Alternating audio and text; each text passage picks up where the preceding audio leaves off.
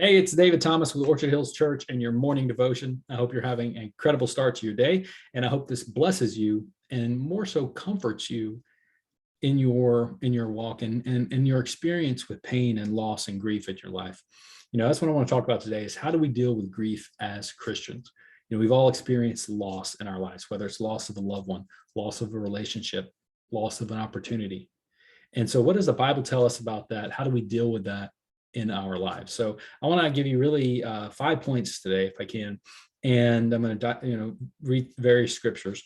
The first point really that we want to, that I want to touch on is don't feel like pain and suffering is foreign to the heart of God's children. Don't feel like you're being picked on. Don't feel like this is unfair. The Bible never tells us we're going to have an easy-go-lucky life. Okay, there's going to be pain and suffering because we live in a world of sin. And was that the original design? No. But we live in this world of sin nonetheless. And so there's going to be pain and suffering. So especially as Christians, we're going to be tested. And so don't feel like this is not, you shouldn't be going through this. All Christians are going to be put through trials. Okay. So point number 2, God doesn't just reveal himself when we meditate on scripture, when we're reading our Bible, when we're praying and having our devotion. God also reveals himself. He will reveal himself through those ways, but he will also reveal himself through trials. And he uses those trials to bring us closer to him. So I want to read Psalms 119, 67 and 71.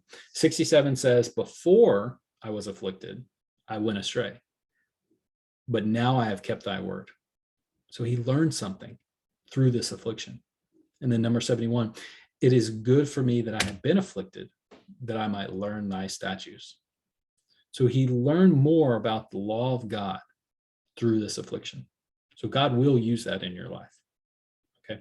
Point number 3, there's never a time that you will potentially feel so close to God if you will let yourself be vulnerable and cry out to God in your troubles, cry out to God in your pain, cry out to God in your loss. There's never a time where you will feel so close to him. So cherish the special dearness and nearness of God during that time, because that time will pass. Will you always remember can you always be close to God? Absolutely. But there's something unique and I want to say special about that, just crying out to God in that midst of, of vulnerability and just the pain and the loss. And, I'm giving up. I can't handle this anymore. When God is there to pick you up and speak in comfort to you during that time. So let me read. This is going to be Psalms 34:18. "The Lord is close to the brokenhearted and saves those who are crushed in spirit." So he is close to you with your broken heart. He is there to mend you and he will heal your spirit. Okay. Point number 4, we need to believe that God actually will heal us. He will heal us. He will bind up our wounds. You might call them amputations, especially when it's the loss of a cherished loved one, right? He will bind up your wounds, and it won't be to the desecration of their memory. Sometimes we fear that if we move on, we're not showing honor and to that person. We're desecrating their memory. But God's not. He's going to do it in the time that you need in order to move on and heal from that loss. He says here in Psalms 147:3, he heals the brokenhearted and binds up their wounds. So it's right there. He is going to heal you. He's going to bind up your wounds in the right time. So we need to know and trust that that is going to happen, because he will do that. He will not leave us forever in pain. So grab onto that scripture and know that he will heal your wounds.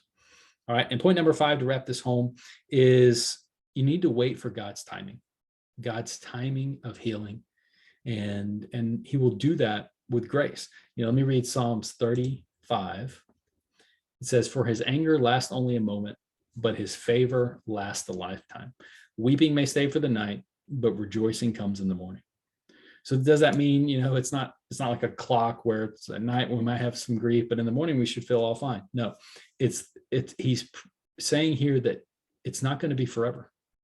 There's a season of grief. There is a season of loss in our journey, in our life, but there's also going to be a season of healing, a season of joy, and a season of growth.